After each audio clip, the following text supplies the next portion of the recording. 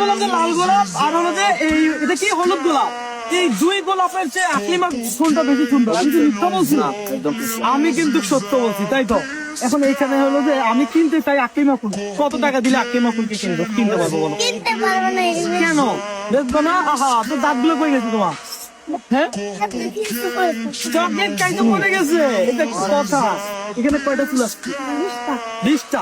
এখানে 20টা ফুল আছে কিনা দেখেন তো, সব নিয়ে নিবো আজকে। ধরেন এটা, এই ফুল ধরেন, এখানে কয়টা? গুনি নেই। গুনতে হবে তো। এটা হলো যে রমনা পার্ক, ভাই এটা রমনা পার্ক না? ও বিক্রি করতে ফুল হইলো।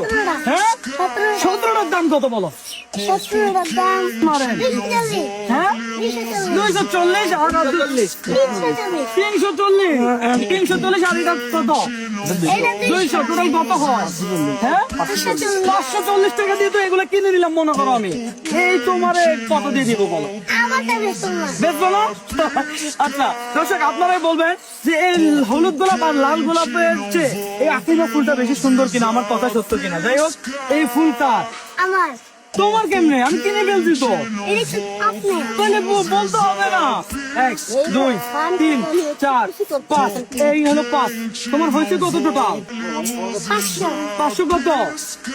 560 টাকা হইলে হ্যাঁ। আমার সবগুলো করতে হবে। আচ্ছা, আর 60 টাকা না, তুমি আরো 100 টাকা নাও, ধরো।